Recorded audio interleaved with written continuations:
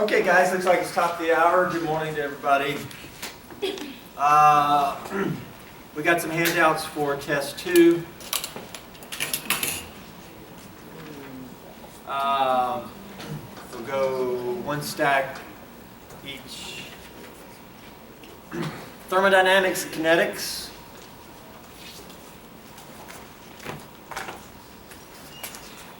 Intro to alkenes.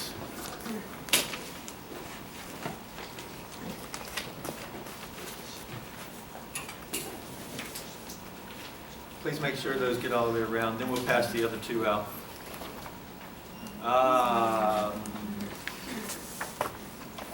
We'll make comments about those. While those are going around, let's look at a couple of things we did not do before we finish up test 1.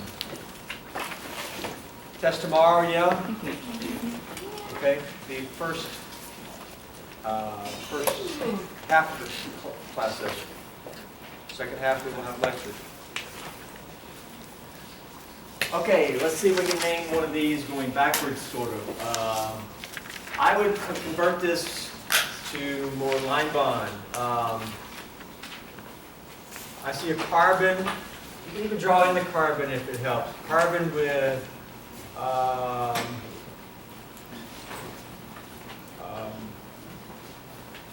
boom, boom, boom, boom. Yeah. Now, we really don't have to worry about stereochemistry at this point, and I'm not going to think about it. Then we got a methyl and a bromine, right? On carbon 1. I could draw some projections, but the projections are not needed at this point for name. The back carbon. What does the back carbon have on it? Fluorine.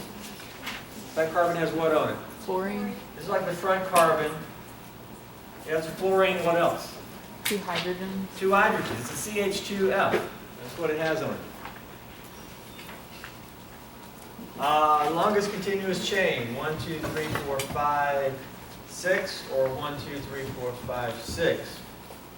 How do you decide if you got 2 6s here? The lowest number. If this is the 6, you only have 2 substituents. If this is the 6, we have how many substituents? 3. More substituents. Okay, which end is the 1 position? Right or left? I mean, right. You don't have something after 1. 1, 2. Okay, we got what? 6. So it's what? Hexane. What's on the hexane? I got a fluoro on the 1. On the 2, I got a bromo and a what? Methyl. Alphabetical order. What? Bromo? What we got? 2 bromo. 1 fluoro. UORO. 2 methyl. Hexane. All one word through here.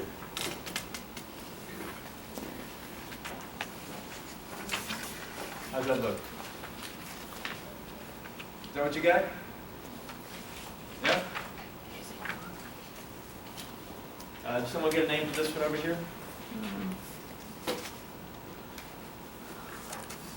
1 chloro, 2, 3 dimethylbutane. 1 chloro, 2, 3 Dimethylbutane. dimethylbutane. Front carbon, I see 2 ethyls and a chlorine. I don't have to worry about stereochemistry, just as long as I have the right connectivity. Right? Front carbon has this. Back carbon has what?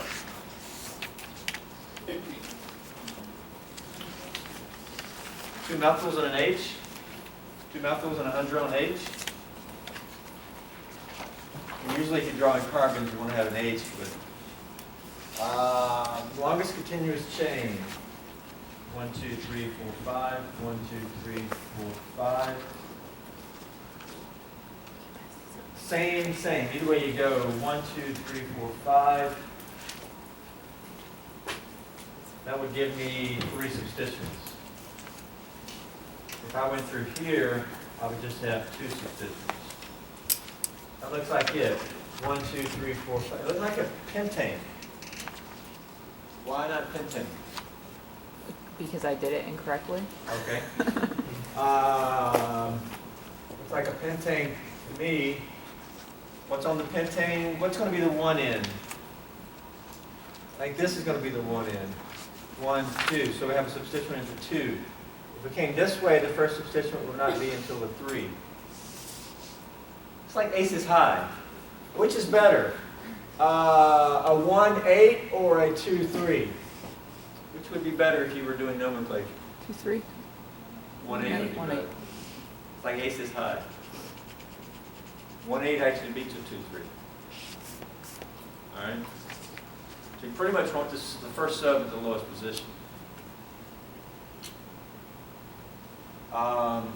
So here I get the first sub with the 2. So I got a 2-methyl and the 3-ethyl chlorine. What comes first? Chlorine.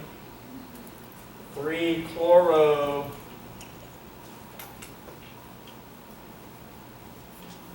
3-ethyl. What we got? 2-methyl. 2-methyl pentane. I think that's it. 1-chloro, 2,3-dimethyl butane.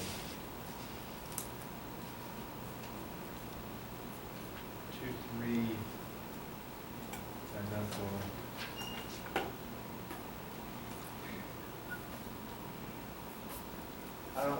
I'd like to know how you got 2,3-dimethyl. Methyls are on the same carbon, so this should be. I think, well, for one, when I did it, I counted the ethyls as methyls, so that messed me up. Oh, well, and that would have made me get a butane probably instead of the pentane. Okay. All right, that might have. But clearly you see those are. It was late. Okay. All right.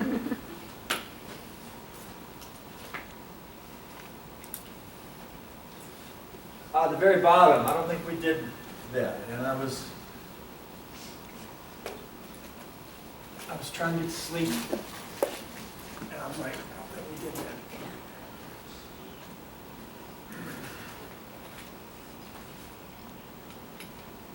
Okay. Lowest energy conformation here. Well, that's going to be a chair.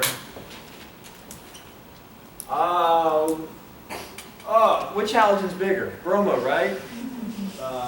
We got 2 bromos. Would love to put them both equatorial, but I'm not sure you can put them both equatorial. How am I going to do this? Well, I'm going to put one equatorial and start there. Now the next one, once I get going, the next one has to go where? The next one's next door. That's one next door 2. So here, boom, boom. If this one is down, well, there's cis here, right? There got to be cis. So this one is what? Also down. So they can't be both equatorial. Then the F goes where?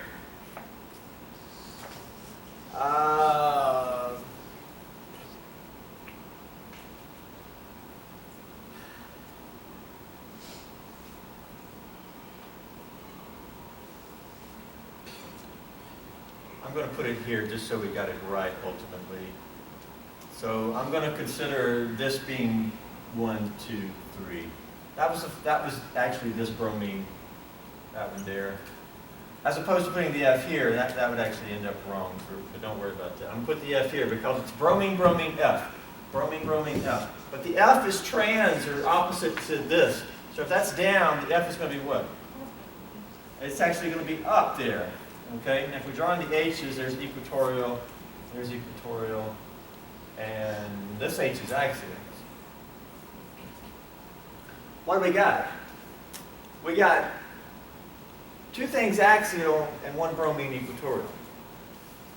Is that the best, or should we do a ring flip and go to the other one? Because if we do a ring flip, everything will switch. This will go axial, but these 2 will become what? Yeah. See, this is a wash. Both ring flip versions are going to have one each way. So you might as well just put the F equatorial. Let that win. So if we do a ring flip, now I could do a ring flip and pull this down. But to me, I just always draw it like this. So I'm just going to redraw it. And that is, the first bromine, I'm instead going to put axial. Now you may end up with the mirror image this way. So I'm going to just try to do opposite. So this one, this bromine is also, it's supposed to be cis. So it's got to be up, so it's equatorial. Let's draw in the H's of the, a lot of times I ask you to draw in the H's with substituents.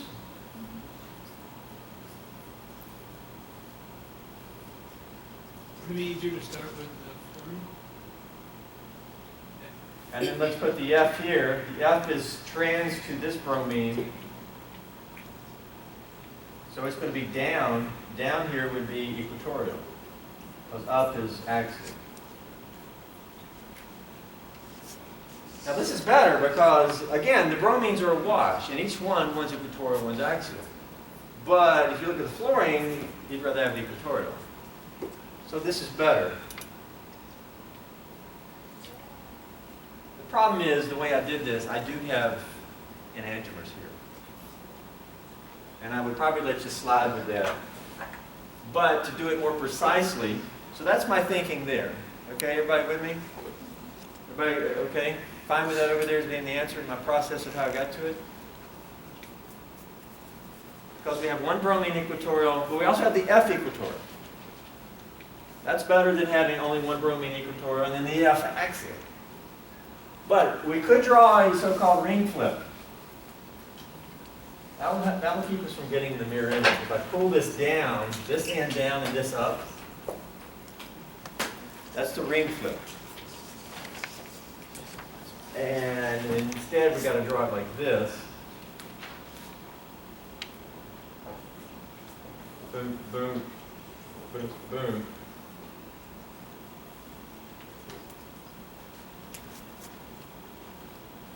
Now this bromine is going to be, this is the point that got pulled down. The bromine is now going to be axial. Equatorial to axial. This carbon is now actually here. If you've got a model, you'll see it kind of puckers up when you pull that down. But it's still going to be down compared to the H. Down compared to the H, well, this is it. Down compared to the H will be equatorial, and that's supposed to be parallel to this. So that's an up carbon, that's axial. Okay. Then the fluorine is here. When this goes up, this kind of comes down a little bit. This carbon is here. The F is up compared to the H. Well, the H is axial. There you go. So there's where we did a ring flip, and the fluorine went from axial to equatorial, axial to equatorial. This bromine went from equatorial to axial. So here I don't have to worry about switching hands. Which one's favored? Well, this one. You got, again, this is a wash, so you let the fluorine decide. So this is favored. So the equilibrium is going to be like this. It's going to be more over there as it kind of moves around. It's just going to be more favored. This is a favored conformation, yeah? So that's kind of another way to do it, where you actually do a flip.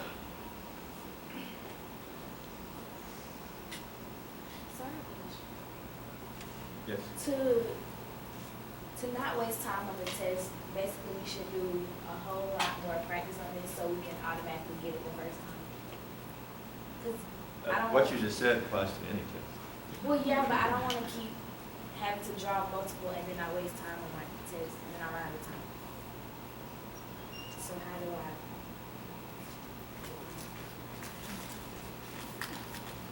do I showed you two approaches. yeah. So if I did it the first way, that'd be fine. Like that one I did, the first one we drew. If you get the answer to the question, it doesn't matter how you do it. Okay. It's much easier to start drawing. Whatever works for you. Oh. Okay? I showed you two ways.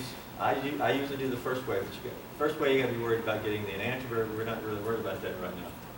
I showed you a ring flip approach, which is the way it's in the workbook. Because the one I first drew wasn't it, so I did a ring flip. I mean, you could say, okay, forget about it. The biggest one is bromine. So you want to make sure that one bromine is equatorial. Then you say, well, can they both be? Well, once you start drawing it, you may think it in your head, but you see that they can't both be.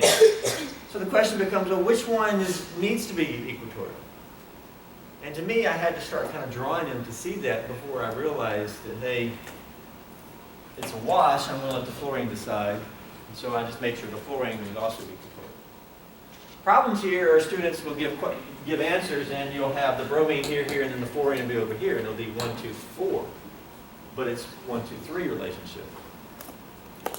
Or that you'll have halogens up here, and they'll all be cis, where the fluorine should be trans to the other two. That's the type of problem. Or you'll just show one where you don't have the bigger groups equatorial. Question?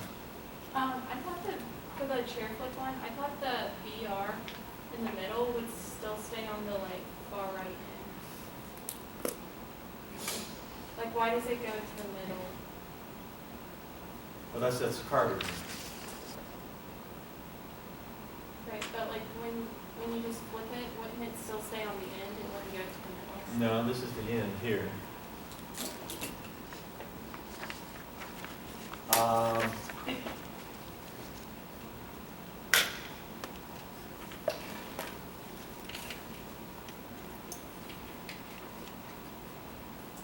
Let's make this, the red is the bromine, it's equatorial.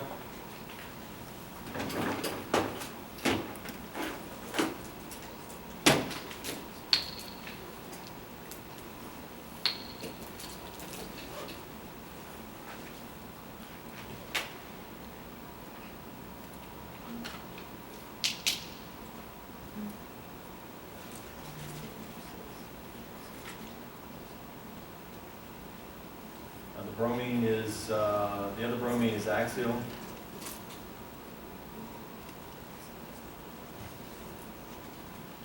The fluorine is over here, it's axial, it's up here. That's supposed to be how it's on the board. This one's axial, that one's equatorial. Here's the up edge. Okay, I pulled this end down, and this end came up. And that's the ring flip. Okay, now here it is here. This is the point down.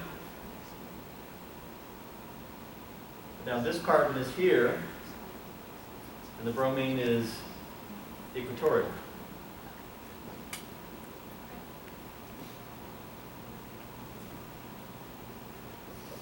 This is supposed to be 3D. This is out front. These two are here, and that one's there. And when you pull this down, this carbon actually goes up. You see how it goes up? So that's why it's now sort of up. No, that's the same. That's got a 2 there. 1, 2, 3. This is 1, 2, 3.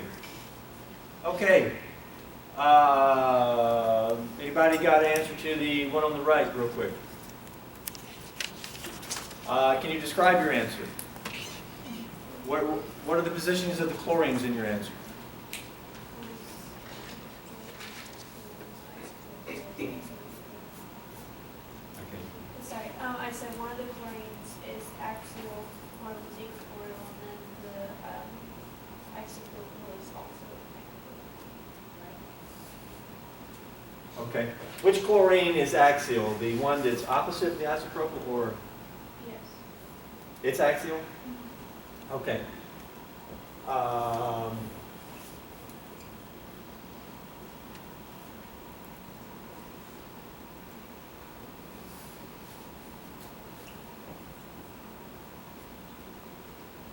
Okay, because of what you told me, I'm going to start here. If if that chlorine is there, I could start anywhere because this can be moved around any way you want. Here, here, I mean, I just drew it here. But now the next chlorine is here. They're cis, so it's going to be what? It's going to be equatorial, right? Those chlorines are cis. They're both up compared to the H's. Then I'm coming this way. Then the next isopropyl, not there, but here. And the isopropyl is also, everything is cis to each other. So that means everything is, in mine, up compared to the H. So that's up is like this. And there you go. I've got 2 equatorial and that axial. What would the ring flip look like? 2 axial, 1 equatorial. So do I want to do a ring flip? No. This is it, yes. The chlorines, neither chlorines cannot both be equatorial. So ultimately I made sure that the isopropyl is equatorial to get the ultimate. Yeah? Looks good. I'm trying to think. This may be the enantiomer. I don't want to think about it because we need to move on. But just for the record, maybe the enantiomer there.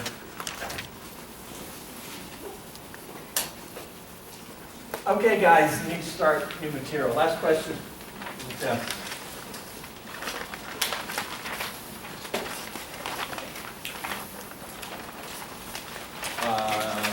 You know, everything recovered. IR will be like in the workbook. It could be a theory question about IR. You know, nomenclature, Lewis structures, functional groups, the US, charge, all that good stuff. Hybridization, physical properties, acid-base, conformations. We had some intro to alkanes, cycloalkanes, some intro stuff. Question? There's a question about chirality on the worksheets. Is that going to be on this test or the next one? Chirality on which one? I don't remember. I think it was one of the pre-course questions. Looking ahead a bit? Yes, sir. That was looking ahead a bit. Everything else would be on test 1, but the last question was looking ahead a bit. Chirality, test 2. With test 2, we begin with alkenes. Alkenes. The other 2 handouts, one being yellow.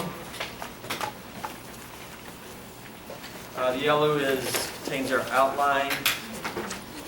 And then one white. That's largely the handwritten.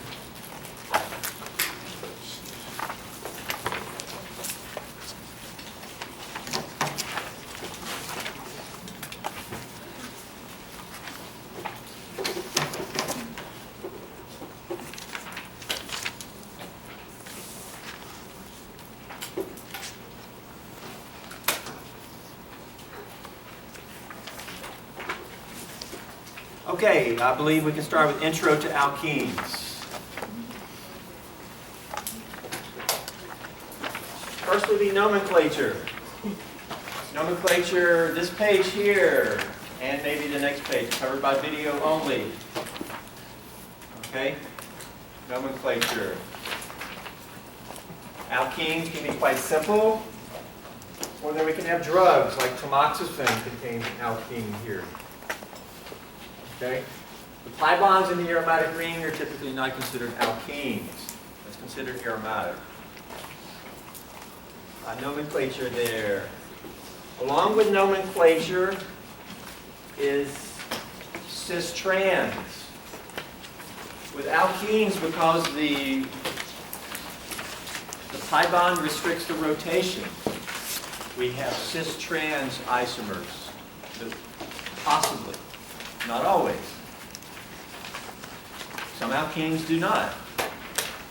That's where the idea of stereogenic. Cis-trans is a type of stereochemistry. If the alkene leads to cis-trans, it's called stereogenic. If the alkene does not, then it would not be stereogenic. The cis-trans can be analogous to on the ring. About the double bond, the groups are opposite trans. Here, they're on the same side, cis. But But we also use the EZ nomenclature. EZ. Which can be more definitive than cis-trans. Those 2 pages covered by video. Let me know if you have any questions about those 2 pages. Very important. Including the idea of the cis-trans possibility, stereogenic.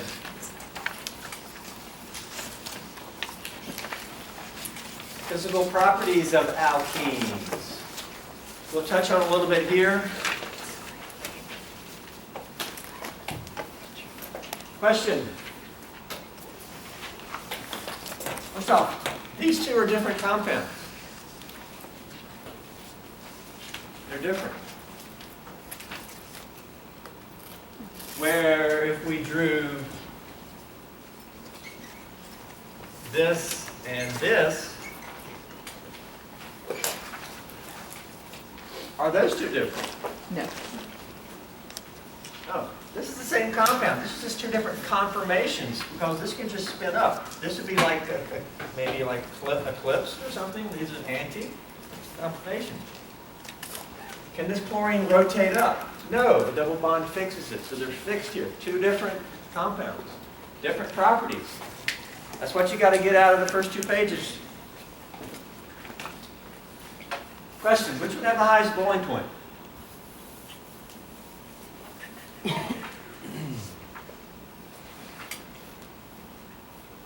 The one that's most polar. The one that's most polar.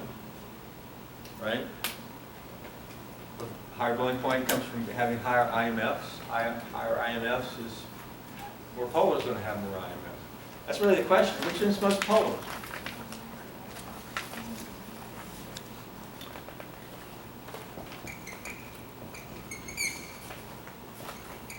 We can assess some individual dipoles, especially for small, simple compounds. What do you notice about these 2? Equal and opposite. Cancel out.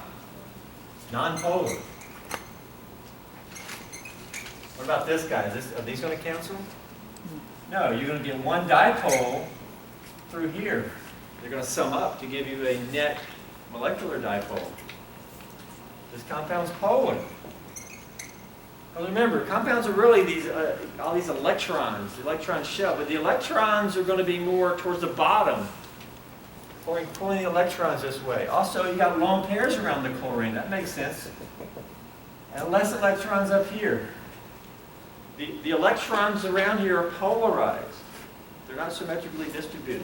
Okay, which one's going to have the highest boiling point? This one. Because two of these molecules are sitting next to each other, but the positive area of one is attracting to the negative area of the other. That's called the dipole-dipole interaction. That's going to keep these from boiling. Which one is most soluble in water? The polar one, because water is a polar solvent. And you can imagine some liking like and some polar interactions. And that's a relative. Most stable. Is this actually soluble in water? That's a tougher question. I doubt it is. Enough to be a practical consequence. But I think it's most likely definitely got a little bit more solubility than this guy because it is at least polar question. It's going back a little bit, but if there wasn't a bi-bond, so would the structure be preferred? Would go to the one that's non-polar? It was a question for properties. Different conformers. One conformer is more polar than the other. Right? Those are conformers.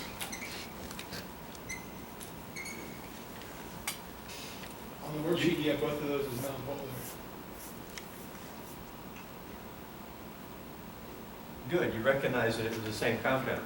That's the main thing I was trying to get out there is you're like, this one is it? No. The answer is the same for both, because it's the same compound. Okay. Only if you could freeze this in a certain conformation, then you can. So how do you know which one it is the question? That's a good question. Typically with these things like this, you typically go with don't know if this is right or not, the more symmetrical,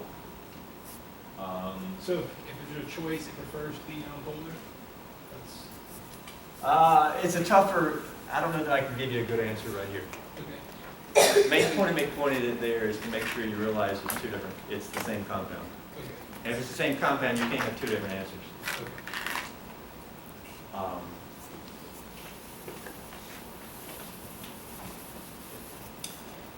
Which one's most stable?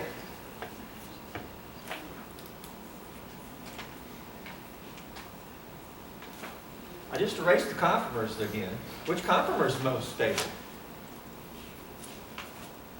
I guess boiling point is more stable. I mean, which conformer is most stable? This one, which I'm going to call A, with the green being like big groups, or B? B. That's easy, right? Well, what if this was just fixed? And I showed you two. One where it was fixed like this, and one where it was fixed like that. Which one would be most stable? B. The one where it was fixed like this. So, now answer. Which one's most stable? See? A lot easier, right? They're opposite. It's the same as this, except these are two different compounds. That one's most stable. These largest groups, see, this is all electrons. Those electrons are further apart.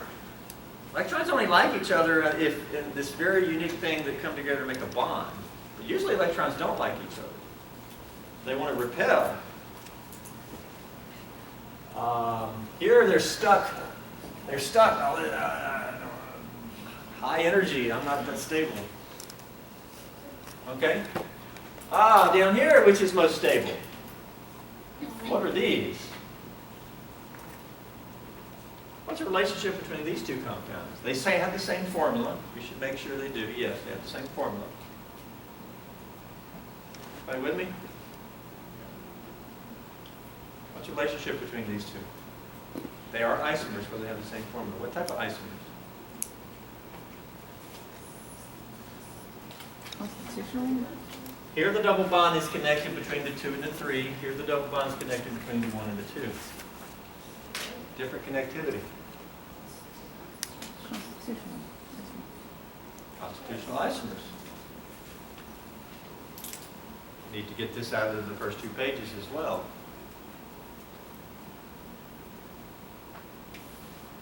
What's the trick to telling if they're stereoisomers versus constitutional isomers? Name them. Stereoisomers have the same exact name. Stereoisomers only differ by some type of descriptor in the front, like cis-trans. Cis blah blah blah, trans blah blah blah. Same name, just varied, but cis-trans. These are going to have different names.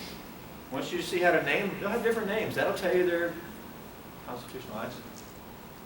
They would only be stereoisomers if they have the same name. Stereoisomers are only distinguished by some descriptor in the front of the of them. Okay, which of those is most stable? All right, this will be new information. And then we'll repeat down below with 4. I don't know why I repeat this. Let's go down because the explanation is given for the 4 below. Which of these 4 is most stable? These are all isomers. They only vary by the position of the double bond. We call this a monosubstituted alkene. It's an alkene with 1 substituent. This is a what? Disubstituted alkene. How many substituents on this alkene? 3. Trisubstituted. How many substituents on this alkene? 4. 4. Tetrasubstituted. Okay? Which one's most stable? 4. This one's most stable. Okay? The more substituted the alkene is, with your substituents being carbon. Okay? If we start having other substituents, it gets a little complicated. More substituted. Why? It's explained down here. It has to do with the strength of the carbon-carbon bonds that are here. Carbon-carbon bonds give you the answer.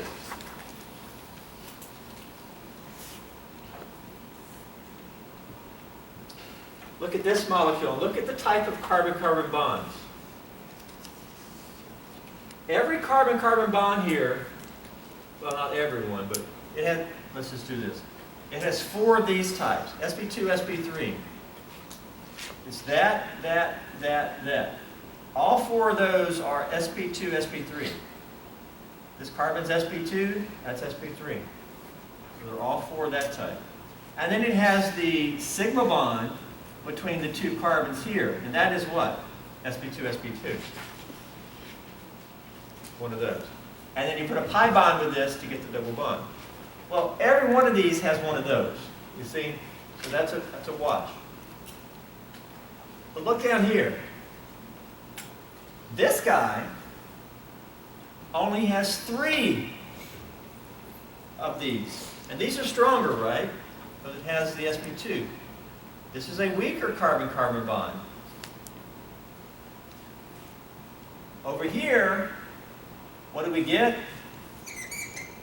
We get this sp3, sp3. And that's a weaker carbon-carbon bond where this one did not have. So you see, this one only has 2 of the strong bonds, and you start making more weaker bonds. This one only has 1 of the strong bonds, and then you've got more of those weaker ones. You'd rather have the bonds, the carbon-carbon bonds to your alkenes, carbons, and have these stronger types. Ultimately, this has the stronger bonds between carbons. Stronger bonds means more stable.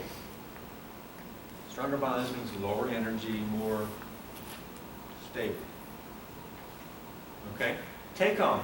The more substituted your alkene, mainly talking about with carbons, the more stable. This will occur many times in organic 1 and organic 2. All right?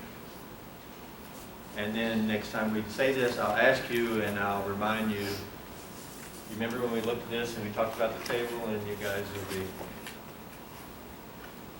right here. What time was it? It was at 9:40 on a Wednesday. Today Wednesday? Okay, I'll remember that. Question? All right, so if it's more stable, it should have a higher boiling point because it's harder to pull the bond. No. That has nothing to do with IMFs. Nothing to do with IMF.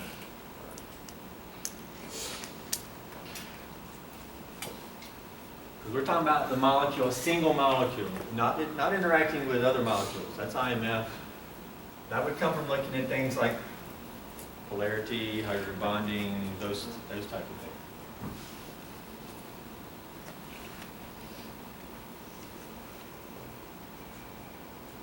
So like dynamite, TNT, stable or not stable? Pretty unstable. Well, I think it also has a pretty high melting point. I mean, so unstable with high melting point. That goes against what you were saying, I think. Okay, I mean, it's now when it does melt, you better watch out. It's probably going to explode on you. So there could be some correlation, but for us, no. Okay. Which has the lowest HF? What is an HF? Covered HF in Gen Chem, heats of formation. Okay. Which is going to have the lowest heat of formation? We also had a table of HF when we did rings, right? And the HF for the strain 3-membered rings was actually positive, endothermic. Yeah. Which one of these 4 would have the lowest heat of formation? The one on the right. The most stable, right? Is it opposite? You're trying to reframe the question. Yeah. That's good. Lowest HF, lower HF. The most stable. It's going to be a negative heat of formation. Be negative. Most are negative. What if one was negative 5 kcal per mole and the other one was negative 20? Which would be lower? Negative 20. Yeah, so it's a negative number. You got to be careful about that. This means it gives off more heat when it's formed. Exothermic. So the system loses heat. It goes down to a more stable, yeah. The answer is the lowest HF is the most stable. Same one, it's the one on the far right. You got to know what the HF means. Okay? Which gives off most heat when burned? What if you were running a factory and you were fueling your something with one of these? They all cost the same. What these? Assuming like these are gases or something, you were burning them to give you heat. Which one would you purchase? Which one would you get more heat for your money? The most stable. Why would the most stable give you more heat? Because it's exothermic when it's. No, No, the opposite. formation of it's exothermic. The least stable would give you most heat. Like dynamite. Dynamite going to give you a lot of heat. Which one give off most heat when burned? This one over here.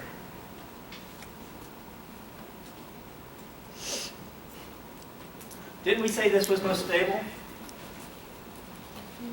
What does most stable mean in terms of its inherent energy? High energy or low energy? Low. Yeah, it's low energy. Now when these are burned, they all go down to what? CO2 plus water plus heat. But what if you had 4 compounds and they all sat right here? This one being the highest energy, the least stable. This one being the most stable, which means lowest in energy. When this is burned, it's going to give off that much heat. When this guy's burned, it's going to give off a lot more heat because it sits higher. It's less stable. It contains more energy. They're all coming to the same place because they all are isomers. Okay? The least stable is going to give off the most heat. I would want to buy this one if they all cost the same price. I'd get more heat from that one. You're buying more energy. It sits at a higher energy. Okay. Now we can go back up here and do this repeat. Which one's most stable? The disubstituted one's most stable. All right? Right? Some of this is intro. Okay, a variety of intro things. Just a little bit of an application.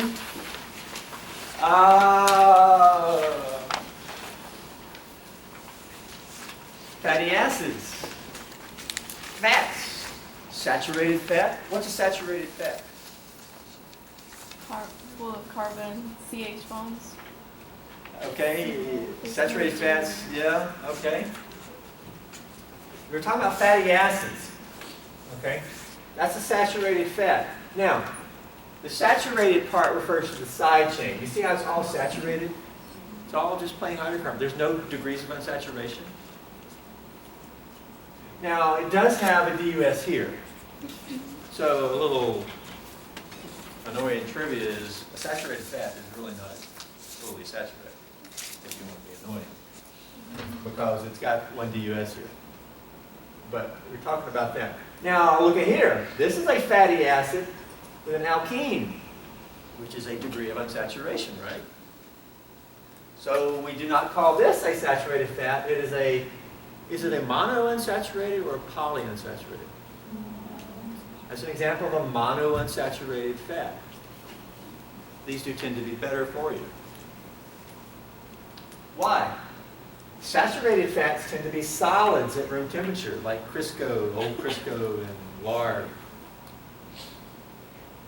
Okay? They're also solid in your veins, and they'll clog up your veins. More likely to. But if we put in a double bond, and usually your good unsaturated fats, a double bond, is that cis or trans? Cis. Okay? Usually your unsaturated good fats are cis. That kinks the chain. It really makes the chain kinked. The straight chain can stack together. Okay? Stack, stack, stack. Good IMFs. It's weak van der Waals, but okay, stack, stack. When you put the kink in, they don't stack as well, and so they don't get as much good IMF. good, so that lowers the boiling point or melting point. So the melting point of this one went from 69 down to 4, and it's a liquid at room temperature. This would be a polyunsaturated fat. Polyunsaturated fat. These are also good for you. They're all liquids at room temperature. These are found more like in olive oil and good oils. Okay? That's why trans fats are worse for you, because they're, Let's look at that. See, these are cis. What about trans fats? Trans fat comes from where you take these natural ones and you try to saturate them, but in the process, you actually can convert some of these to trans. Now, when you get trans,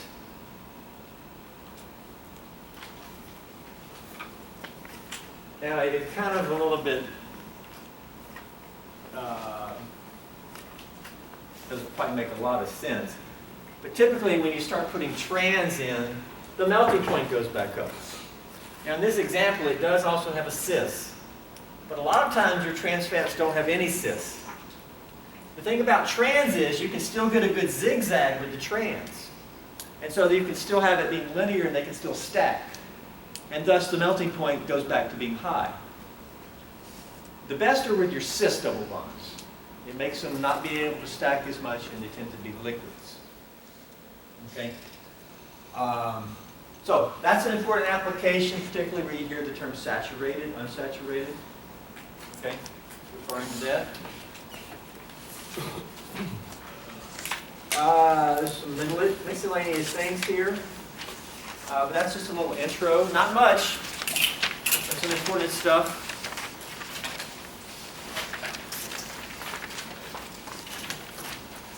But please watch the nomenclature. Okay? There should definitely be questions there. Particularly for the cis, trans, etc. Working problems there. Okay, thermodynamics and kinetics teaser.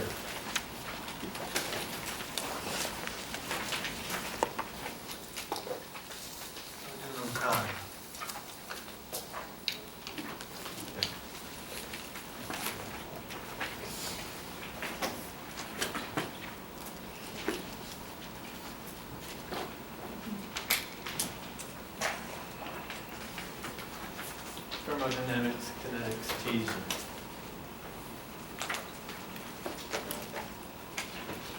We'll look at this. How are we doing?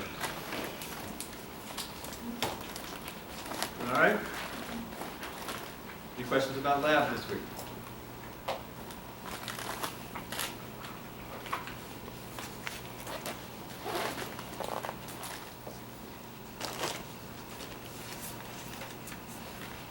Questions about the SciFinder worksheet? All good? Okay. Thermodynamics, kinetics teaser. A lot of review here. Did a lot of this in Gen Chem. We'll sort of put it into the context of how we're going to use it in organic. Okay? Consider the following two decomposition reactions. And I've actually balanced them for you. I don't do that often. Basically, NF3 can decompose to nitrogen gas plus fluorine. And you can balance it. Give you some bond strengths.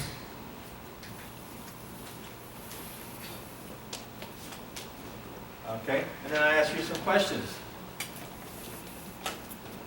Which reaction gives off the most heat?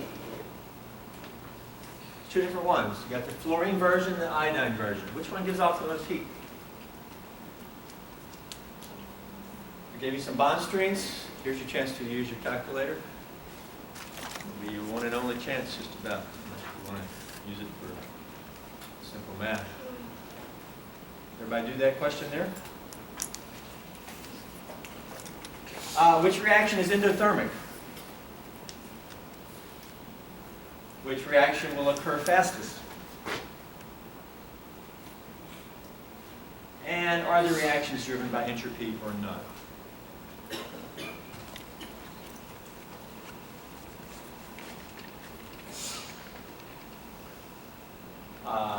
There's another table of bond strengths. As we move forward, we will provide you that table. For the ones up there, I gave you some bond strengths because those were not in this table down here. Okay.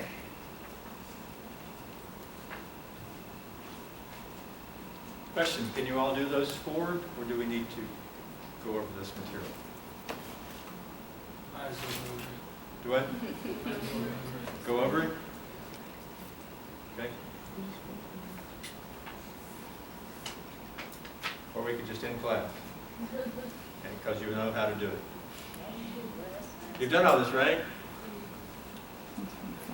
All right, I'll go over. First off, a little miscellaneous. The idea of a line reaction. By the way, after we go through this, please do the first page. I may not remind you. I think it says for homework maybe somewhere on that page. Please do that. Not necessarily for tomorrow, but by Friday. Okay. Line reactions. What is a line reaction? A line reaction is where you show sort of reactants and a line, a reaction arrow, and then your products. Okay? I call this line reaction. Most chemists do. These can vary.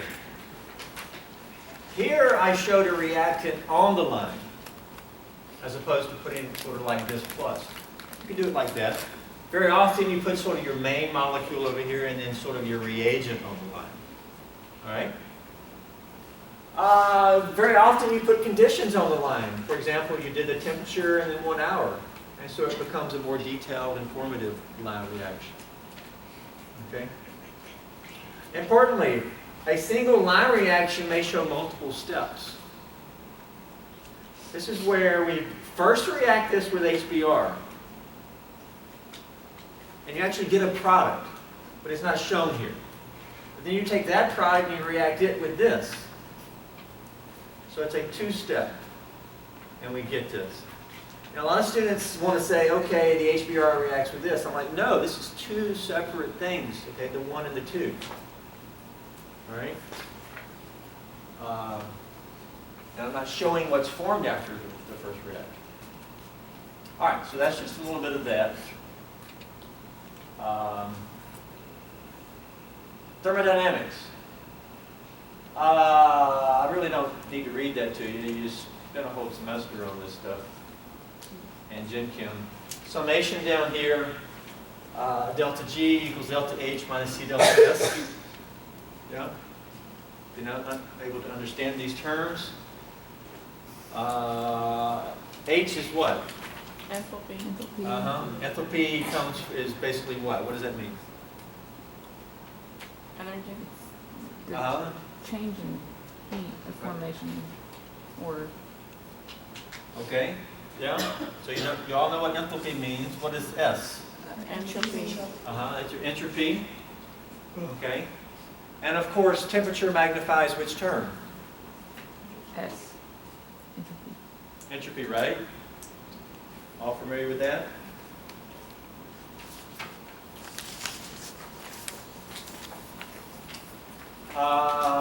Of course, take home, a positive delta H, products of gain energy, very often heat energy. I tend to be kind of simplistic. Negative delta H, the products have lost.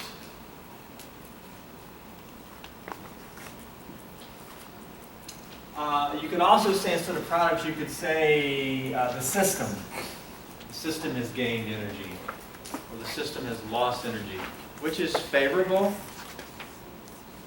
And the loss of the energy is more favorable. Okay? So a reaction that has a negative delta H, which would be exothermic or endothermic?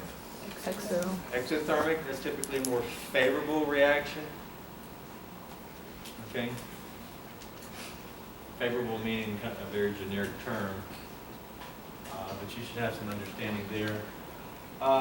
That's where we're going to do calculations, because the change in heat energy is going to directly correlate to bond strength. The strength of the bond is really where we're going to get our delta H from. Delta S, entropy. Change in the randomness or disorder of the system. A positive delta S is where the system gains disorder. That's actually favorable. This is sort of a negative, double negative or whatever. Gain disorder. That means it lost order. If it gains disorder, right? This is a lots of double negative. A negative double negative is where the system lost disorder. If you lose disorder, that means you gain order. Okay? Which one becomes more ordered? The negative. That type of thing you need to know, right? Which is favorable? More favorable to lose or become random, right?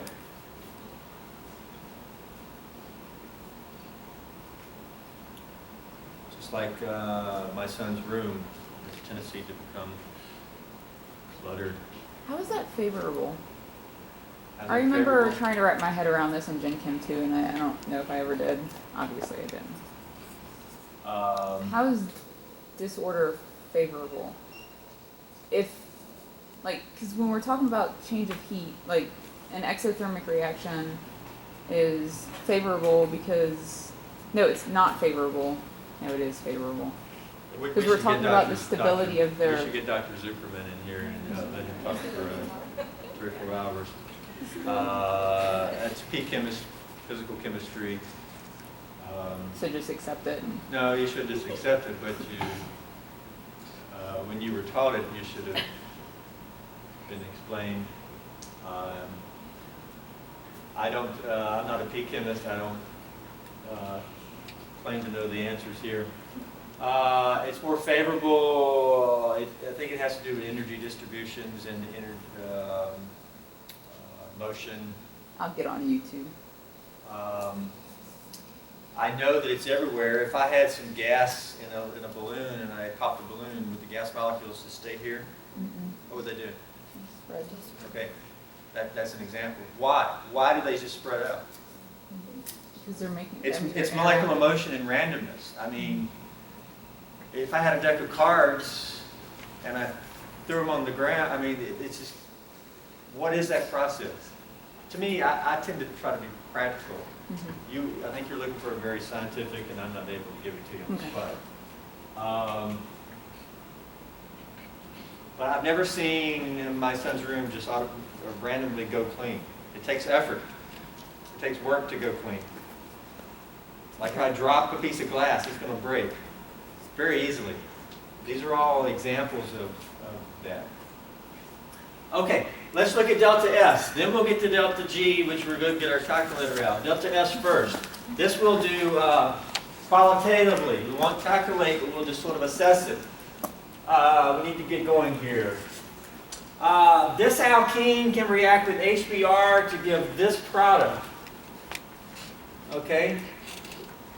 Delta S is negative. How do we know that?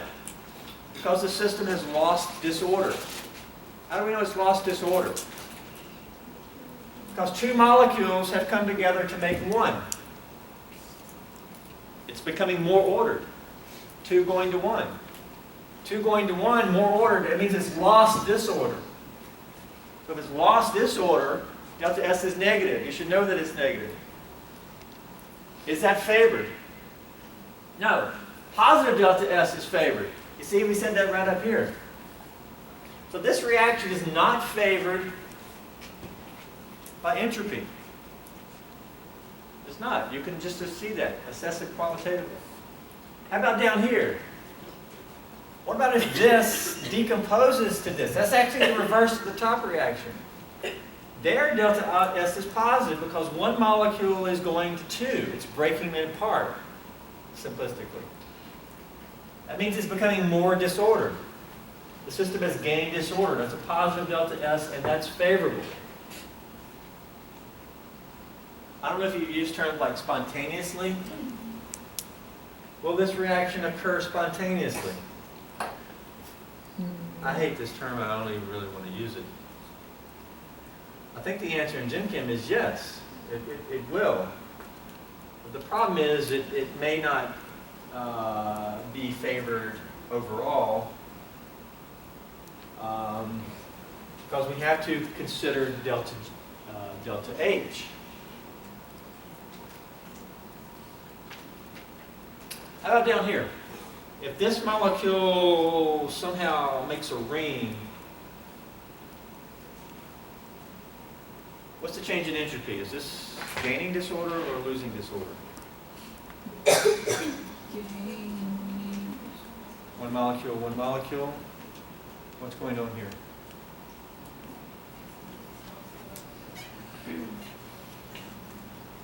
Isn't it gain, or it's losing because there's no longer like a range there, which would make it less reactive, I guess. How does this do with randomness or disorder? It's like if there was a bond. It's more ordered now than it was. Why is it more ordered now? Because it's more of a ring, is more of a structure. It's more symmetric. Yeah. Well, you got the right answer. Okay, it doesn't always have to be one molecule, two, whatever. It can be one molecule. Which is more ordered? Me with my arms being able to flap around, and that's very random, and that's actually good. What if I did this? I can't flap around as much. And so you lose the molecular motion. You lose the randomness of that, yeah. Making the ring is actually, you're losing randomness ability, and so is that good or bad in terms of entropy? Bad. Bad. This reaction is not favored by entropy. But it may be favored by enthalpy. And then you have to weigh the two together to get your final answer, which is delta G. Okay? But that's just a couple of examples of assessing delta S. Now let's look at delta H, or the enthalpy. Here's a similar reaction above A, except I took the methyl off. Simple alkene. It's a 2-carbon alkene, so it's eth, but instead of calling it ethane, it's called ethene. But then it goes by a slang name. Ethene is IUPAC. Most people call it ethylene. Kind of a slang name. Accurate HBr. The HBr can actually add to the double bond. It's an additional reaction. We'll be doing plenty of these types of reactions. But first, let's do a delta H calculation. And from that calculation, we can determine if it's exothermic or endothermic. Okay? We need to know bond strengths. We need to know the strengths of the bonds that are broken. What bond is broken in this reaction? The carbon-carbon pi bond. It has a bond strength of 63 kcal per mole. What else is broken over here? The HBr bond is broken. That has a bond strength of 87. This adds up to 150, okay, broken. What's formed in the reaction? A carbon-bromine bond, yeah? From the table, okay, you don't have to memorize. From some type of table, it is 69 kcal per mole. What else is formed? A CH bond is formed. It was not over there. Now, usually your CH bond strengths are specified depending on the substitution of the carbon. Where's the new H? The new Br is on this one, the new H is here. Because over there, each carbon had 2, but now this one has 3. So this is the bond we formed. The carbon is it primary, secondary, tertiary, or what? That carbon is Primary. primary because it's bonded to one other carbon. So this is a primary CH, right? And the primary CH, if you look on the front table, is that where I got this from? Sometimes tables can vary. On the front, you would look at which, is that the same answer on the front table? H that's on a primary carbon? 101? Yeah? Same as on the front. That's where I got that. CBR, is that what the front table said?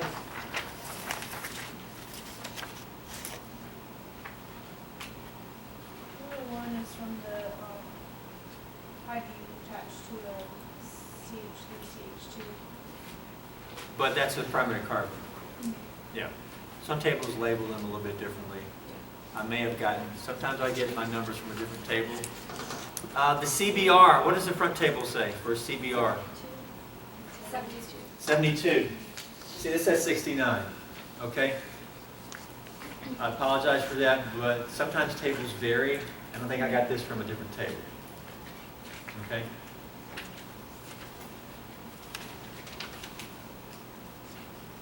So, what was formed? 170. What's the difference in the two? 20. Okay, so what is delta H?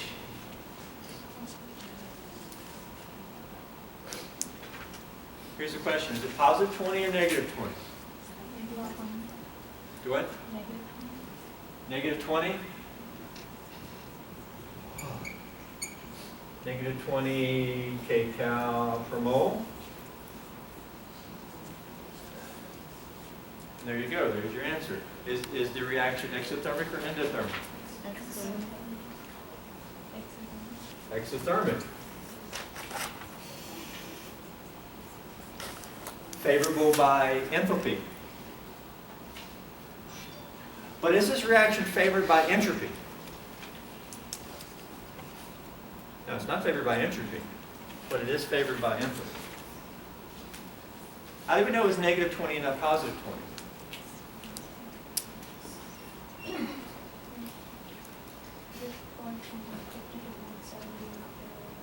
Do what?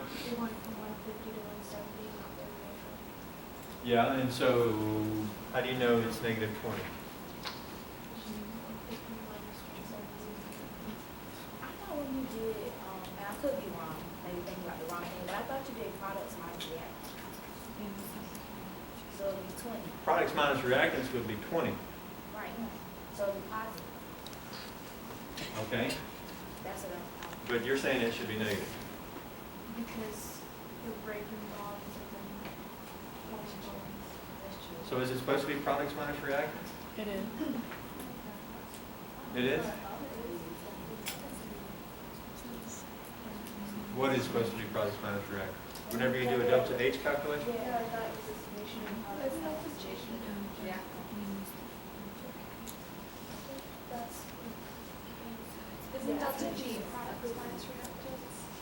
Do what? Delta G is products minus reactants? Or we're doing delta H? To tell you the truth, I don't know.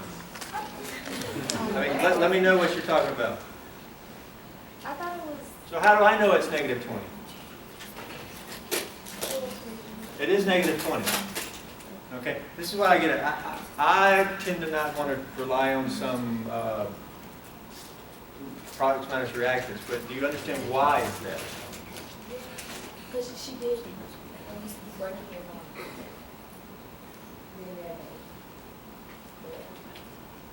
Okay. But you were using bond strengths as your numbers? I was doing exactly what you were doing, but when you do the song, like, I Alright. want you to take your products and subtract from your reactions, and that's how you get your delta H. Well, it's negative 20. Let me tell you why. Which side has the stronger bonds?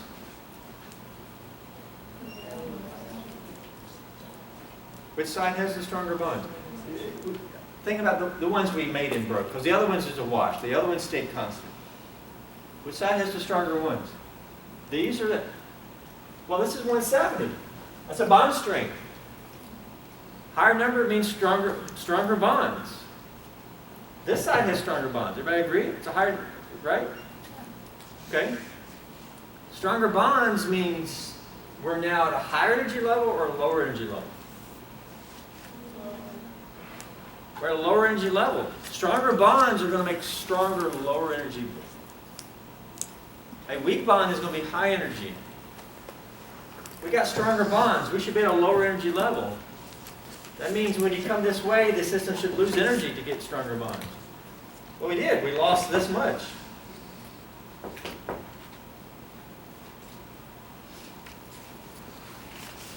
and the reaction's exothermic. Okay? If we didn't have the numbers, could we just look at the reaction until we made stronger bonds? What did we break? A pi bond. What did we make? 2 what? Sigma bonds. So you went from pi to 2 sigmas. Did we make stronger bonds? Yes. Yeah. You made stronger, more stable, lower energy bonds. So we expect it to be exothermic, -20. That's how I know it's -20. I don't know if you subtract what from what. Apparently you subtract 150 minus 170. But we need to look at that, because I have heard before that you do product reactants minus products, products minus reactants. I'd like to know what that, when do you do that?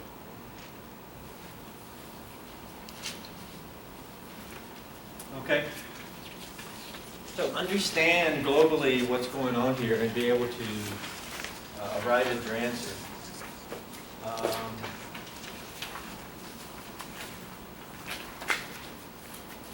Over here, I put 150 minus 170, but that's reactants. So I did it the opposite. So I don't know what's... it's exothermic, okay? On down the line there. You can read that. Here's a chance to do it here. Here's one for you to do an example. There's one below. Do an example. There's also the questions on the very front. Okay?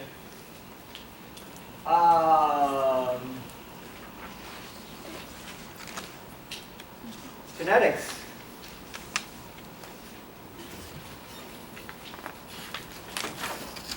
So please do those. We'll see what type of questions you had about those in Friday.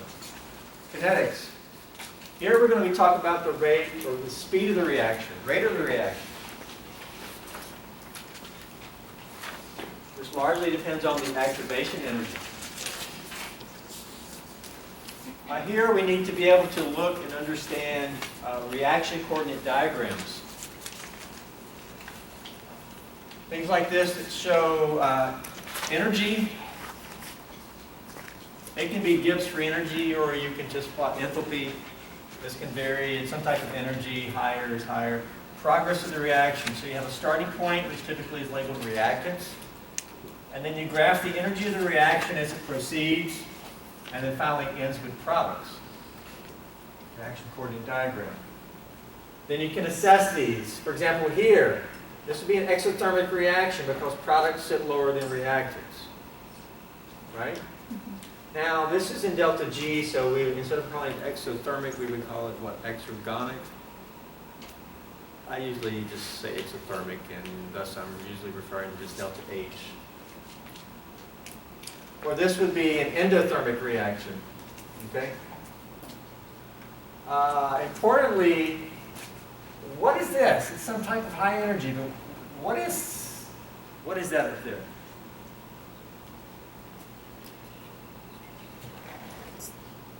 This is the pathway to get there. It's a high energy spot on the pathway, but what is that? What does the molecules look like there? It's not products, it's not starting material. I mean, is that the point that they're, yeah,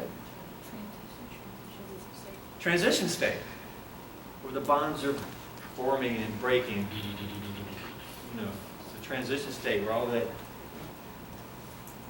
great stuff is going on. Okay, right? And that there's no intermediates in these reactions. Those are just transition state energies. And you have to have enough energy to get over this. That's called the activation energy, right? Okay, one's below, and we have maybe some questions.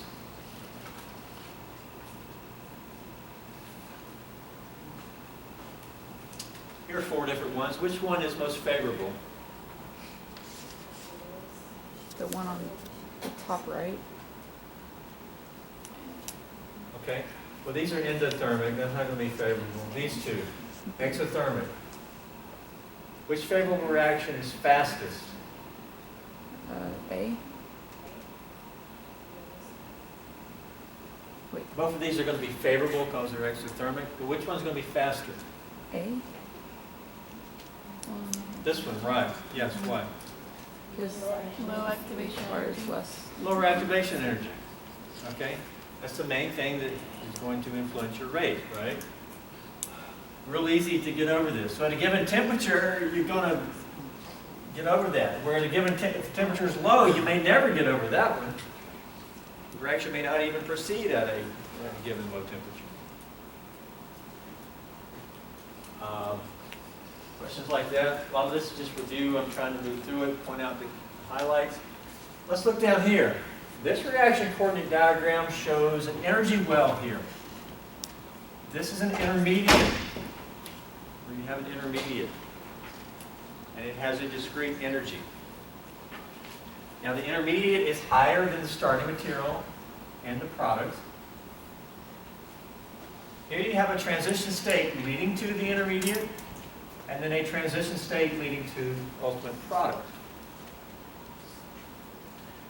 Here you have two steps in the overall mechanism, the overall reaction conversion mechanism. When you start having two steps, you can ask which one is going to be the rate determining step? Which one does the rate depend on?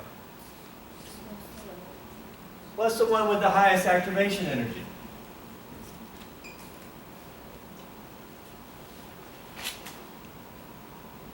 Okay, the highest activation energy.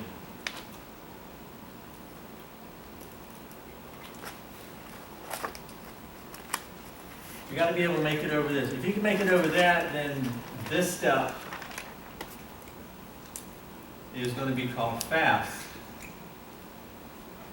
compared to the rate determining step.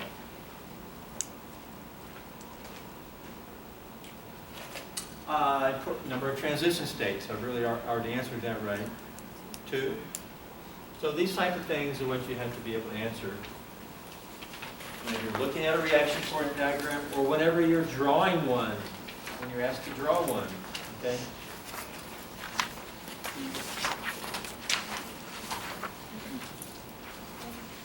Some other things here.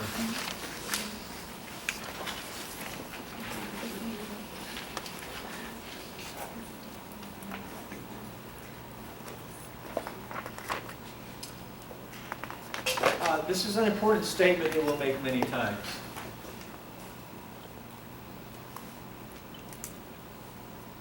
Sometimes a reaction can go two different pathways.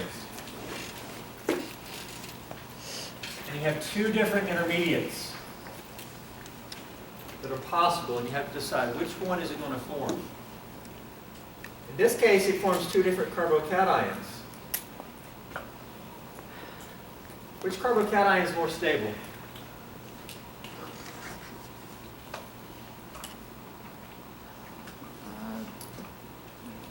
Positive charge here, right? How do you stabilize a positive? Move electrons towards it or away from it? Towards it. Okay.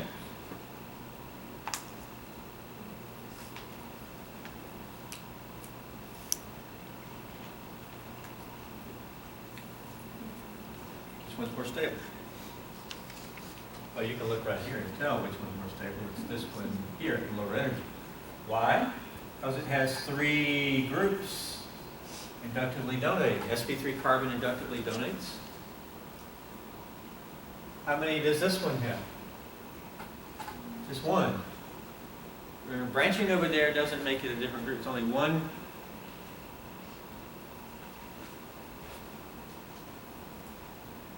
By the way, let's go ahead and use some terminology here.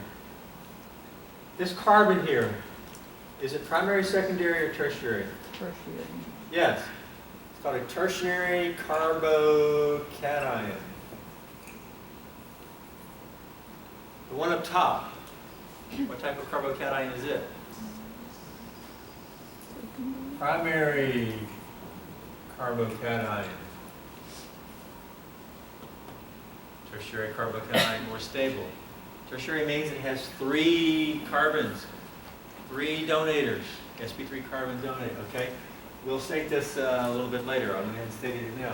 So, if we put those on our plot here, the tertiary would be a lower energy level, right? Okay, here's the statement we're going to make. We're usually going to say that the transition state leading to a lower energy intermediate is itself going to be lower. always just going to assume this, where the transition state leading to a higher energy intermediate is going to be higher. This is kind of an assumption we're always going to make. There will be exceptions, like right down here. Because we're not always going to be able to know what the transition state looks like. So we'll look at the intermediate and then estimate, assume that. That's sort of the Hammond postulate a little bit. Okay? So that's one statement we can make there. Let's move down there. Now this is actually an exception. Already an exception. This reaction starts here, reacting with HBr. There can be two different outcomes. This or this, two different products. Now they both have the same intermediate. So there's actually no variance over here. The variation comes from the next step.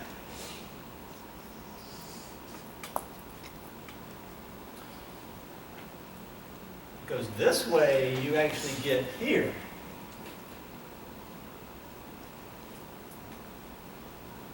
Okay, right here. Which is more stable, the 1,4 product or the 1,2? 1,4. Lower energy, right?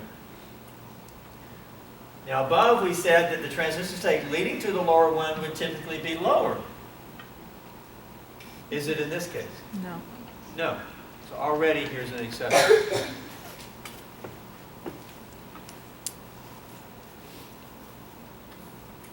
Okay. Let's assess this. Just act like we just only did one over here. Either one. What's the rate determining step? Forming the common intermediate or forming the end product? What's the rate determining step? The intermediate. Right here, right? Rate determining step? Okay. These are just called fast steps, but you have two different possible fast steps.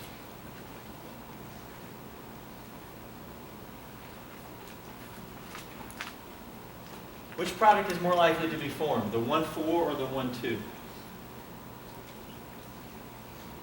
1,4. No, the 1,2.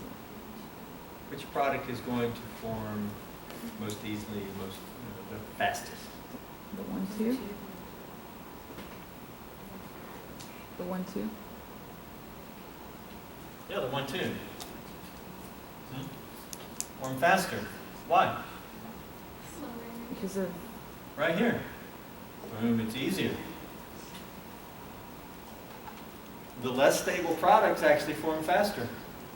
That's what we should get out of this. Yeah? It's more difficult to form the more stable product.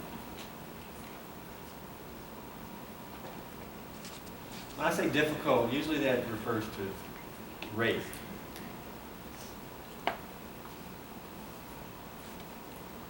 Okay. So there's just a little assessing of reaction coordinate diagrams. There's much that can be said here, ultimately being able to assess them. Any questions before we leave that? There's one more below. By the way, we'll look back at this a little bit later. I'll give you that same handout in a week or two. Down here, I don't know what's new to say here. Looks like there's no intermediate here. That's an SN2, no intermediate. I already said that. Okay, please do some of those calculations for delta H, including answering the questions on the first page.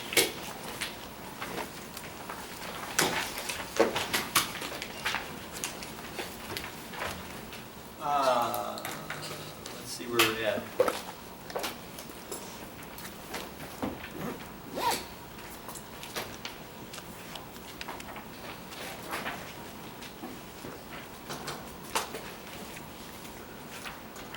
Okay, the yellow is our outline, and then we're going to have the thick set addition of HX to alkenes.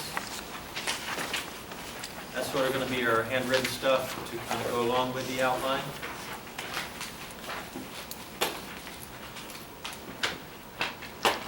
And we're ready to look at reactions of alkenes. Okay?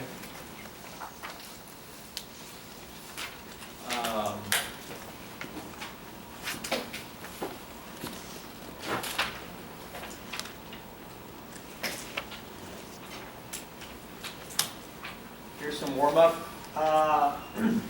questions.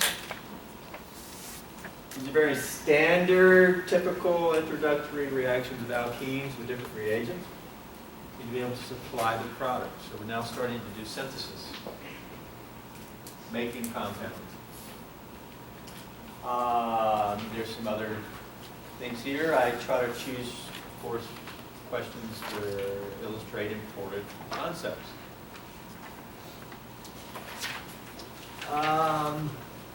Okay, this is fairly new to my handouts. Mechanisms. We'll certainly do lots of mechanisms. Typically, I just kind of jump into it. Most books do. But the first couple pages here, sort of giving some background on mechanisms. My version of what's important. You can read it now. It's not going to make much sense today. As we go forward, it'll start making more and more sense. You can refer back to this. Kind of important points. Okay? Basically, we'll see, in general, two mechanisms for making nucleophile to carbon bonds. Nucleophile bonding to a carbon.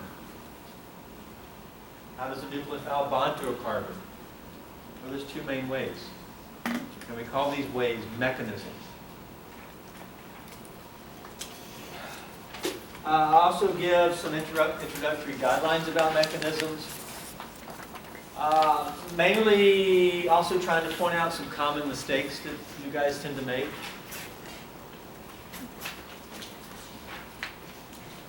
And then there's a couple of mechanism warm-ups over here. The first one being very sort of hopefully straightforward. If it's not straightforward, we need to quickly make some comments and make it straightforward. This one down here is a bit more complex, but if you understand how to use mechanism arrows, it should be doable.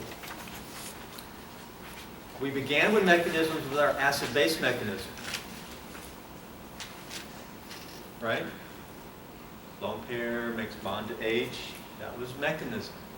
We're doing the same thing with our alkene reaction. Okay, please read that and start trying for it to make sense and become of use.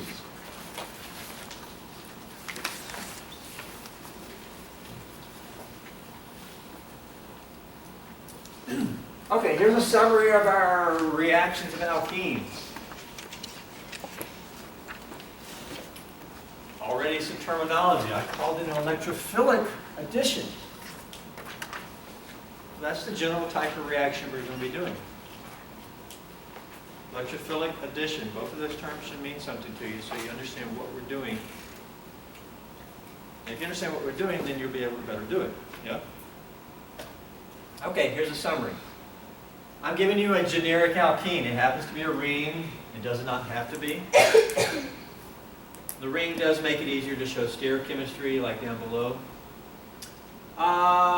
Here we go. We'll react it with like HBr. You can show it ionized. And in all these reactions, we're reacting to double bond. We make alkyl halides by adding HBr. We can add water with an acid catalyst to make alcohols. We can add an alcohol and an acid catalyst to make ethers. In every case, we're adding to the alkene. We're doing an addition.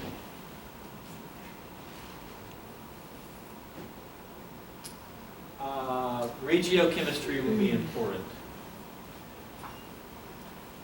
We'll start with those, then we'll move down here to the reactions down here. May look a little daunting, but as I said already, if we learn the fundamental thing of what's going on, it will not be so daunting. Just like in math.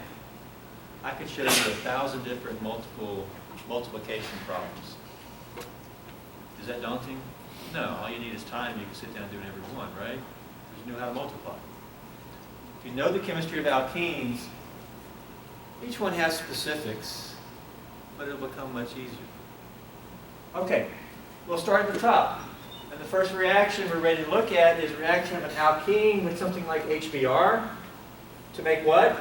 Terminology. You got to know what you're making. Alkyl halides. All right, so this is a summary page.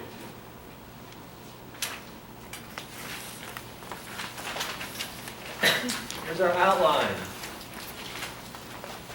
A is pretty much those top sets of reactions.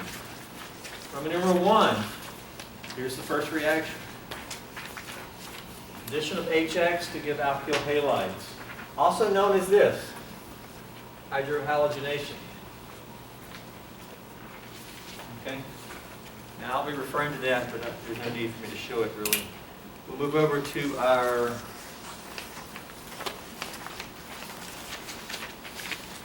handout here. The white.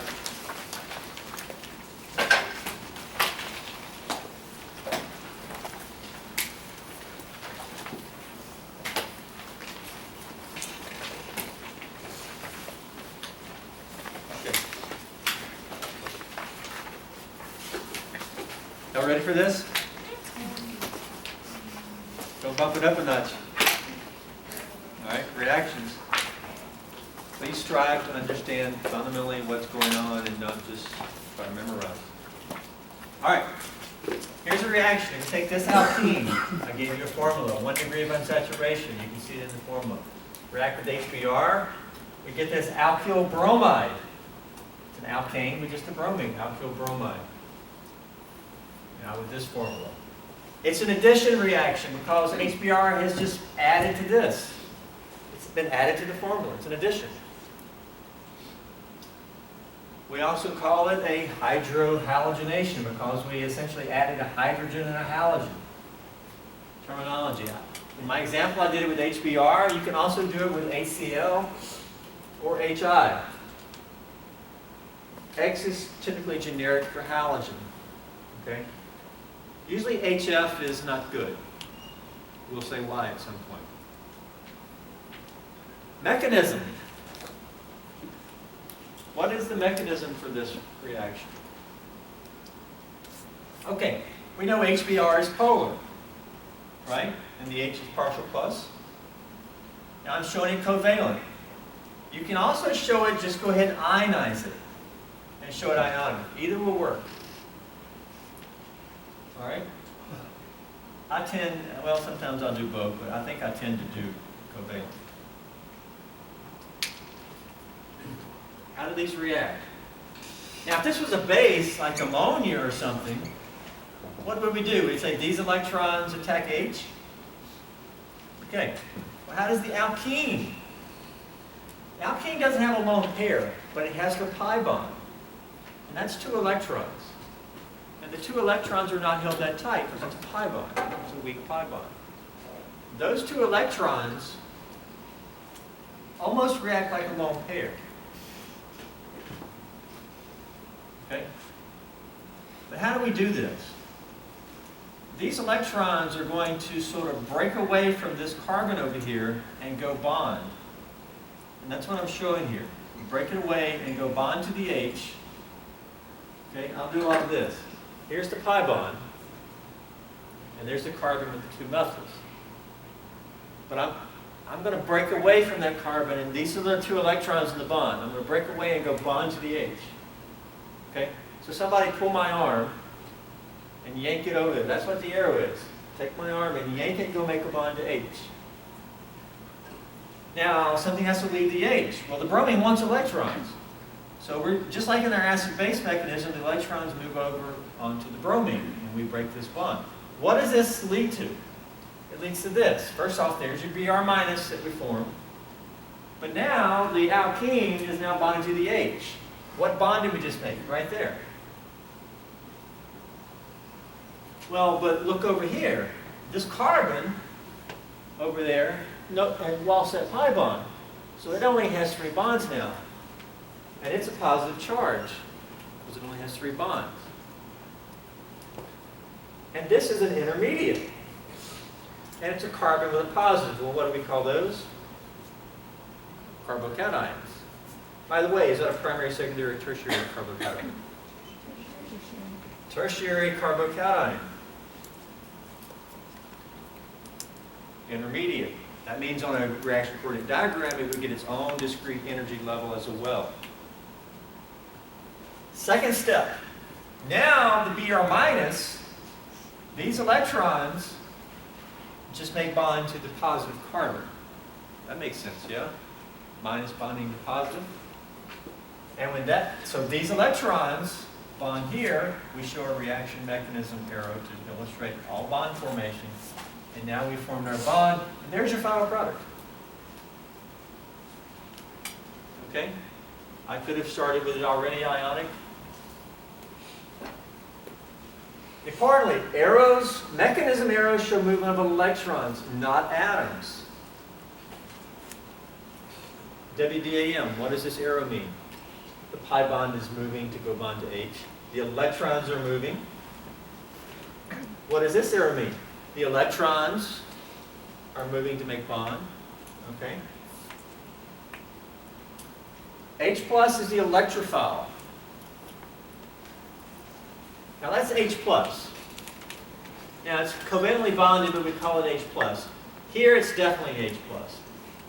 H plus is called an electrophile. What does electrophile mean? It likes what? Electrons. Likes electrons. Why does H plus like electrons?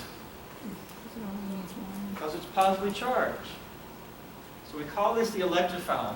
And now you can call it the electrophile or the whole HBr electrophile. But the alkenes are reacting with an electrophile. Ultimately, the HBr is adding. That's why it's called an electrophilic addition. Yellow sheet. Roman numeral A, what does it say? Electrophilic addition, thank you. Okay.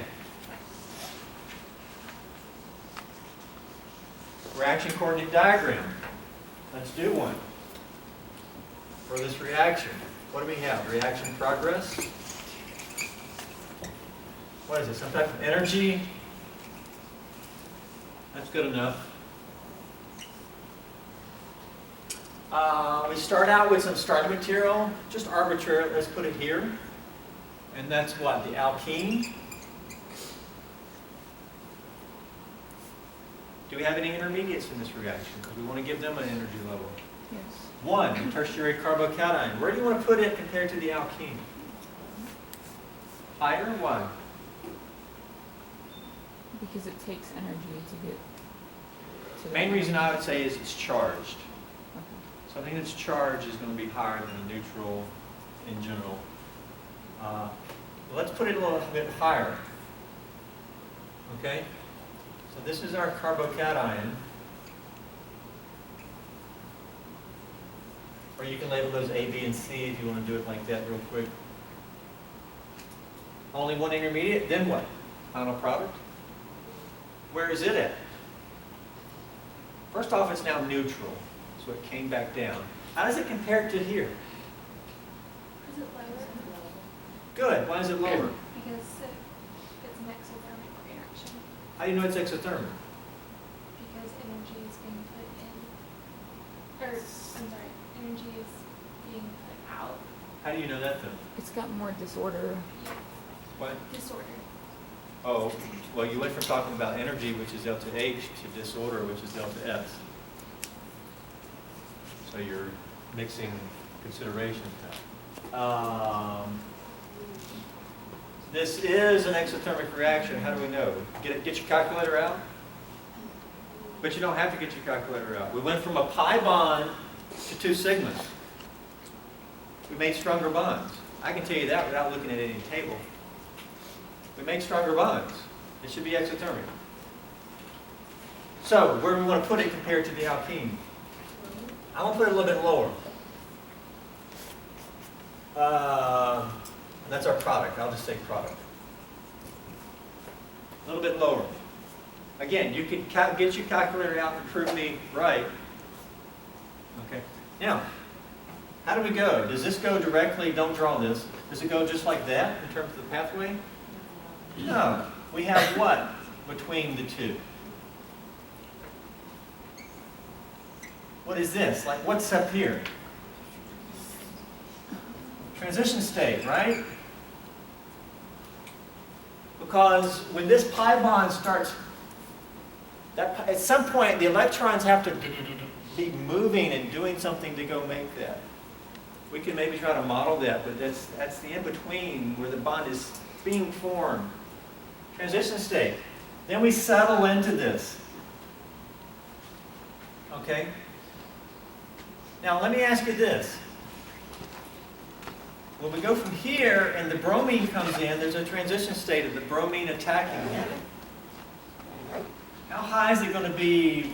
How do we want to finish this off? We want to make that real high or low or what?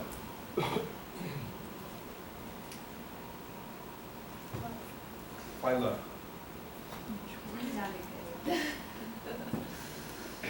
Let me give you a little clue. We're falling downhill. Does it take much energy to fall downhill? No. No. An example. Go to the top of the stairs over here. Stand at the top and just sort of bend your knees a little bit. Guess what? You're going to tumble way down. On the other hand, go to the bottom of the stairs and do the same thing. You ain't going anywhere because, okay. It doesn't take much energy to come down. A little hump and boom. Okay? You understand what I just, doesn't take much energy to fall downhill.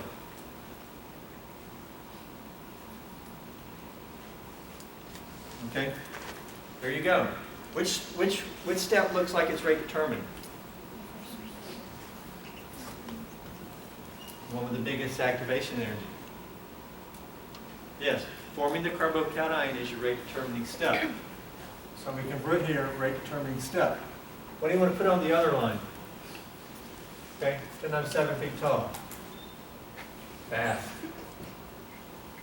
The second step is fast compared to the rate determining step. Is it thermodynamically favored? We already answered that. Yes. You can do your math with yes. Is it kinetically favored? I mean, not kinetically. Is it entropically favored? Is this reaction favored by entropy? Yes. Yes. No. No. 2 molecules going to 1, that's not favored by entropy.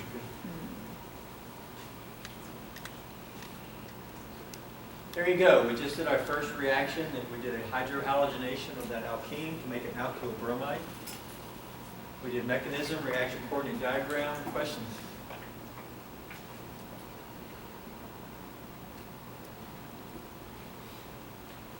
Look at the reaction below. Why does it not go this way? It's the same reactants. What's the difference in the outcomes? Very top versus here.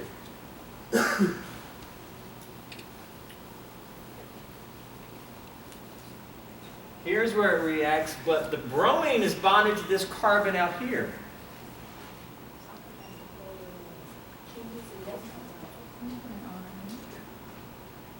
Somebody? I can't hear you. Isn't the bromine supposed to be going to the primary carbon? Here it's bonded to primary carbon. But up there it bonded to which carbon? Tertiary. That's what you get. Why does it bond to tertiary and not the primary? Why does it not go this way? First off, these two are called Regio Isomers, because ultimately the bromine bonded to a different region. Regio Isomers are just a type of constitutional isomers, but in the context of the reaction. This reaction is regio selective. You only get the one at the top. You do not get this one. Why do you not get this one? Less folding.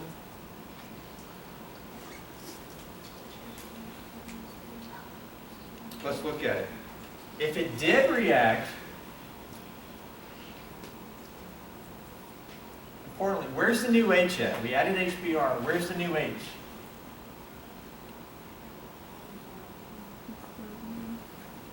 Your H is right there. How many H's on this carbon? 1, 0. How many H's on that carbon? 1. I just drew it in for you. So that's the new H. You got to know where your new H's are at. It's kind of reversed. Up top, the BRs here and the new H is over there. We got the reverse regiochemistry here. Why? The new H is here. That means the electrons,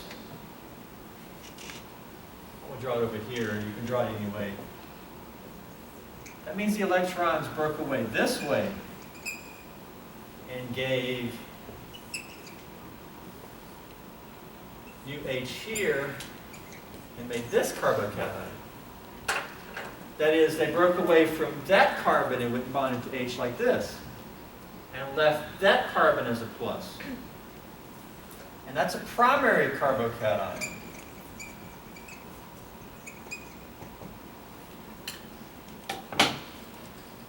Then the Br minus would attack there, and that's how you would get the product. But this would involve this cation. Which is more stable? The tertiary carbocation or the primary? Tertiary. We answered that on the other handout. I erased the reaction coordinate diagram. Maybe instead, let's look back on the other handout.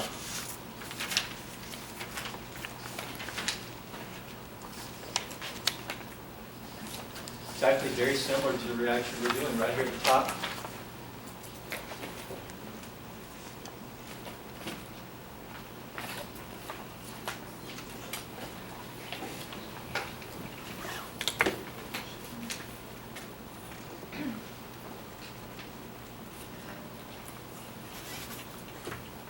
These may not be the exact compound we're dealing with, but here we go. We had the same starting material, but we formed two different intermediates. Tertiary or primary. Tertiary will be more stable. Because it's more stable, the transition state leading to it will be lower. So here, which one's going to be formed? Primary or tertiary? Tertiary. Why? Not so much because it's lower, but because the transition state leading to it is lower. Here's the energy. Which pathway is it going to take? The lower energy pathway. This is just like water running down the road. When water comes down the road and it comes to a fork, this one goes up the hill, this one goes down, which way is the water going to go? It's going to go down. Unless it's a hurricane, then it may go both. But the energy is going to go here, and that leads to this. Okay?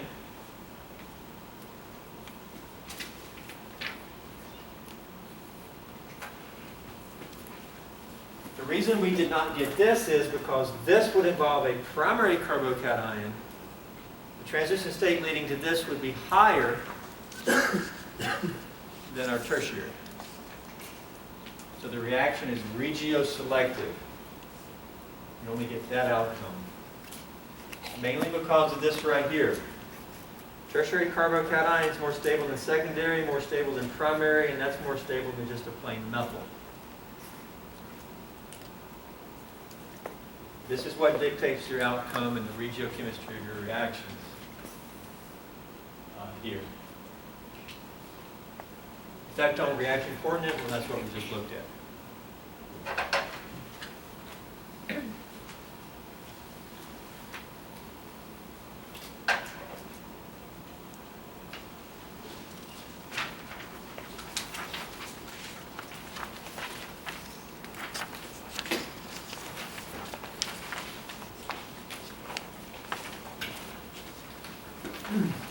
Predict the products.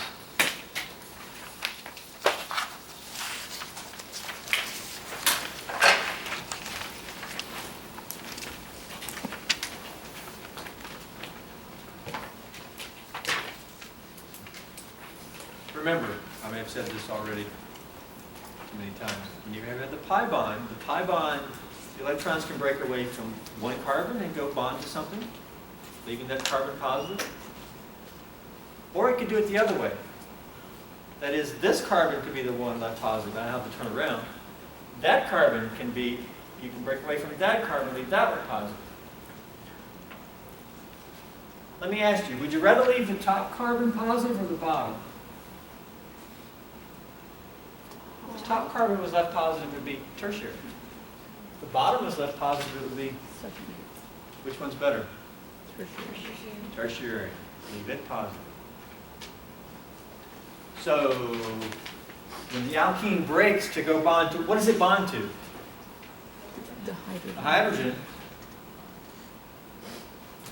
So, what's your intermediate going to look like? Everybody draw the carbocation intermediate.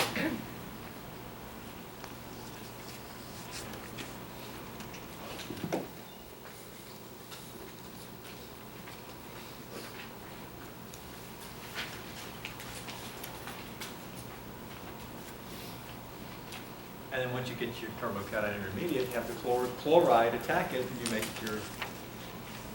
Here we go. I'll finish it up because we're out of time here.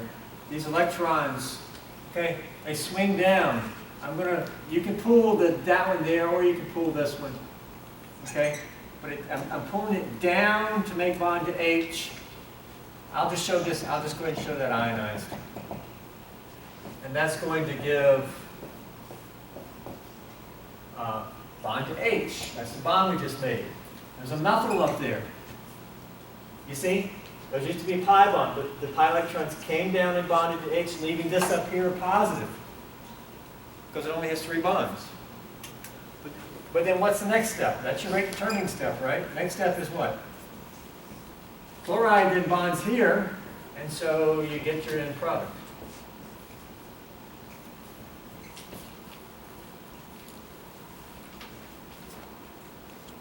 There you go. And I'll make the final comment with this right here. I drew the H in here. That doesn't mean it's not there. I just didn't draw it in over there. Right? How many H's on this carbon? 1. 1. How many there now? 2. 2. You should have been able to tell that a week ago. Where's the extra H come from? Well, I drew the extra H here, but I didn't draw it in there. Because there I just drew it as a nice line bond. But there's an extra H here also. Don't lose track of your H's. Okay, guys, see some of you today, 2:30 this room.